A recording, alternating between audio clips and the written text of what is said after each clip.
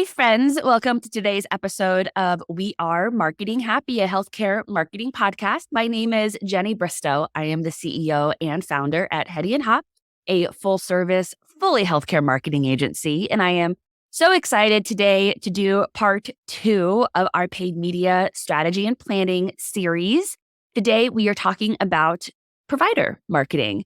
I'm joined today with Lindsey Brown, our Director of Activation, and Julia Pitlyk, our Director of Marketing. So welcome, ladies. Hi. Oh, thanks for having us. So let's jump right in. We just did a part 1 talking specifically about patient acquisition. When you're thinking about paid media going into the new calendar year, everybody we're talking to right now is doing planning. Even if they're in a fiscal year, everybody is kind of revisiting their planning because of all of the shifts that have been happening related to consumer privacy, shifting budgets. It really is not business as usual for most of the groups that we're chatting with. So I'd love to spend a little bit of time thinking or talking about provider marketing, specifically when it comes to paid, but overall acquisition tactics. We had a really great conversation with a new client a couple of weeks ago, and they kind of had been struggling because they had an agency that was doing all of their patient marketing.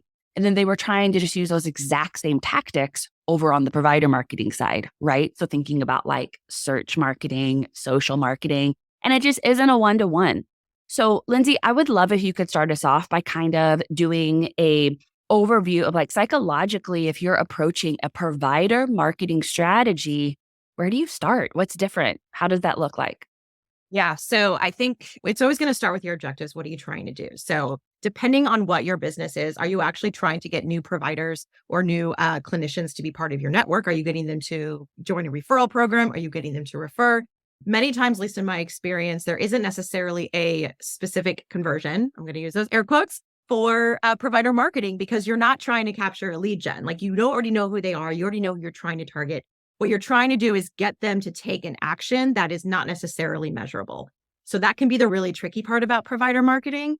But what that does offer is there's a wide gamut of tactics that you can try and that you can think about as you're moving into the planning phase. For example, your standard digital things are going to be helpful, but one way that you would want to approach it differently is your message is going to be different. A lot of times clinicians, when they're in that mindset, and they're thinking as a clinician and not as just a regular person, they want to see words that sound clinical. They don't want to use everyday words. They don't want to see those kinds of things because that's not going to put them in the right mindset.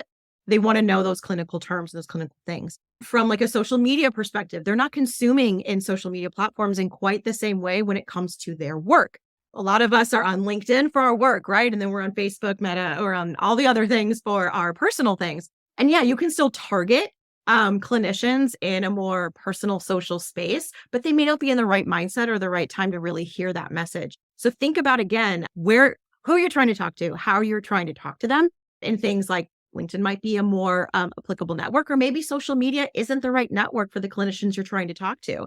A lot of them use closed social media platforms for that specific reason. So thinking about your things to that effect, those are still things that are that are applicable and available to HCPs if you're trying to reach them. And there's a lot of different targeting that you can do to make sure those funds aren't wasted. But that's kind of where I start. Again, objective, what are we trying to get them to do?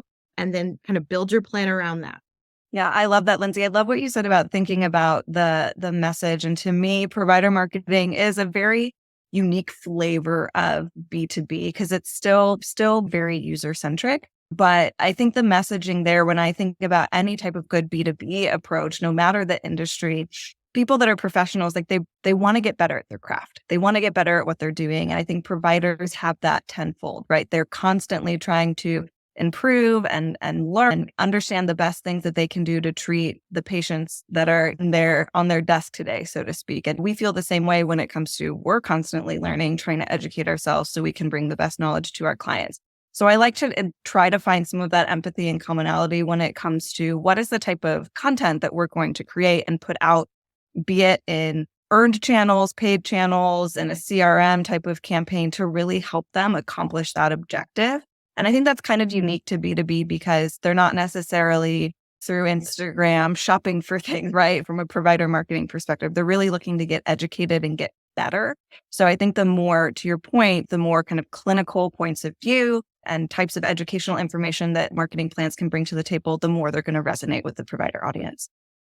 Something else I would love to bring up is just how sales and marketing really need to be working really closely together when it comes to provider marketing, because salespeople are still going to be kind of the number one seller of your product or of what you're trying to achieve. And so if they're in the hospital with you, the message that they are telling to those clinicians should be the same message that they're hearing in your non-personal tactics or in your other marketing tactics, so that they're hearing the same message and they're really understanding, again, how you are coming to the table to educate them, make their lives better, make their patients' lives better, and just making sure that there's really good cohesion between those two functions. Totally agree. That's such a good point. It really is. I would love to chat about this. Has been a really fun conversation that we've had specifically around our clients that are doing HCP marketing right now, is really identifying, is it the physician that's the decision maker, or is it actually the nurse practitioner, the office manager? Like, who are we talking to within the physician office that's actually going to begin driving referrals, introducing the product, service, whatever? How do we have we have cool processes and ways that we approach this. So I'd love, Lindsey, if you could talk a little bit, like, how do you figure out who that right person is and what does that look like?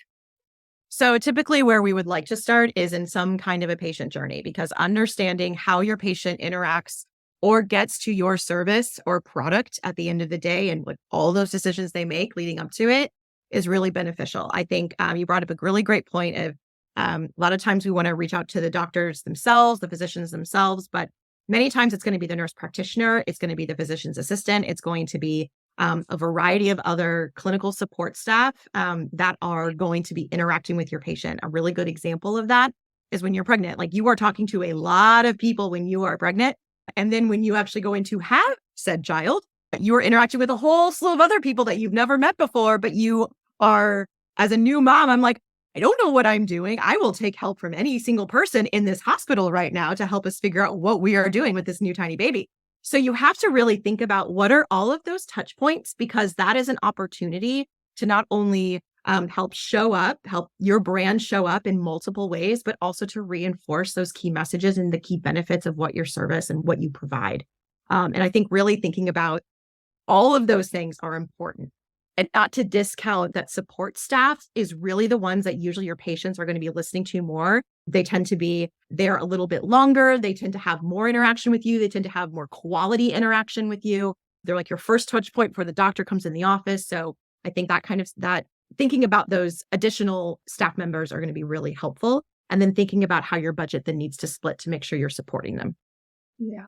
I love that. I think starting with that patient journey is critical. And then almost layering in, and we do this a lot, is, okay, what is the workflow amongst the provider and all of those support staff supporting that patient journey? Like you said, all of those different touch points, but kind of what's going on behind the scenes, because especially if you're working with provider offices, different clinics, different offices, they've got a workflow that maybe they would always want to be more efficient, but they've got their processes at least to a degree of a well-oiled machine. So understanding that, I think, is so key for both sales and marketing. And I think that's a point where sales, often being in that physical location, can bring a lot of insight back to marketing and create a good dialogue, I think is really critical, because marketing may be creating, we'll get very analog here, but they may be creating leave behinds or brochures or things that are going to wind up in the back table of a clinic based off of how it's set up. So I think there's a degree of workflow personalization when it comes to bringing marketing into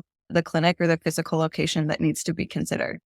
Absolutely. And I think if we kind of bring it back specifically around paid and the execution there, it's a completely different set of platforms that are in consideration, right? You talk specifically about closed social channels. One of the big things that we've seen over the last, 5 years is physician or specialty specific social channels popping up, right? A general social media platform or like physician specific platform is beneficial. But if you're wanting to learn more about your specific practice area, that's where clinicians are more likely to spend their time.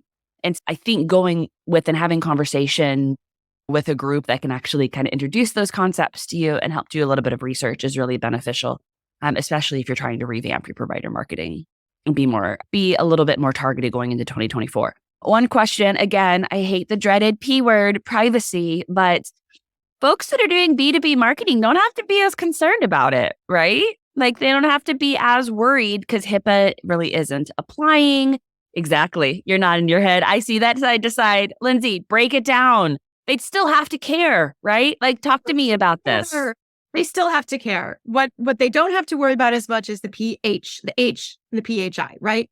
But there's still personal information. And the FTC is fairly clear. I won't say 100% clear because none of these guidances are 100% clear, but they're fairly clear that any human that is interacting with you digitally and providing you any kind of information, including your personally identifiable information, your name, any of that stuff, you still have to be very thoughtful about how you are collecting that, how that is being shared back, and ensuring that it's not being shared back specifically with those third parties. So making sure that you are having your forms go to a closed CRM and that you've got some kind of a service agreement in place with that CRM to ensure that data never leaves their offices or their servers, so to speak. Those kinds of things are going to be really important. Even the pixels that we've talked about on the patient side of things, those can still be constituted as or be considered sharing information back. So you still want to be really careful and thoughtful about how you use those. Something that we haven't talked a lot about, though, is when you are targeting providers, a lot of times you can target them by their NPI number. And so that's not really something that has come up a lot in our conversations. Like, is that personally identifiable? Is it not? My point of view is that it still is personally identifiable because every single clinician has a unique number. That's how you know who they are. So those numbers also are included and need to be handled with care. And that includes using those kinds of lists to retarget or target them outside of, again, your CRM programs. And I think it's really important to also note something that some groups we've chatted with say, oh, no, we're just B2B. It doesn't matter. Well, there's a lot of consumer focused messaging on the website, right? Maybe you sell through a provider, but if you have consumer or patient related educational materials and maybe a contact form for them to reach out, then you still have to have the same level of care and consideration, even if you are not a covered entity. So I think I don't want to go down the privacy rabbit hole, but just wanted to share that like it does not give you a ability to just go back to the old ways of doing targeting and marketing and tagging and whatnot just because you're not a covered entity. Okay, I want to go in the rabbit hole, just burn out. Just let's do it. Rabbit hole briefly, because I do think when we're talking about, Lindsey, such a great point on the MPI, and that's great data to have and data to maybe model with, and you can activate on it. But I think to your point, you really have to be privacy forward when you do it. And my hypothesis with a lot of these privacy guidelines that are coming out, both in the healthcare space, the HIPAA space, healthcare adjacent, and just general consumer, I think that a privacy forward type of approach is going to become part of a branding approach for a lot of organizations, be them healthcare or otherwise. So for me, if I am a provider and I am being targeted in some ways that maybe feel shady, inauthentic, questionable at best, and you're marketing something to me that I'm then going to, use and apply to my patients, it's going to make me think pretty hard about what you're going to do with the data from my patients that I'm referring to you or ordering a product from you for. So I think that we're going to see this privacy conversation bleed a bit into a brand positioning conversation as well. And so I would just encourage B2B, HCP focused brands to really think about that when it comes to how they treat their provider audiences. Oh, that's smart and accurate. We've already seen so many articles be published based off of fines that organizations have been levied based off of inappropriate collection and handling of data. And you can bet if, as an individual, whether I am an HCP, consumer, or whatever, if I Google the company name and the first thing that comes up is they were hit with a huge fine for mishandling of data, that definitely would give me pause for doing business with the organization. So great point. Ladies, anything else about provider marketing that we want to touch on before we wrap up today?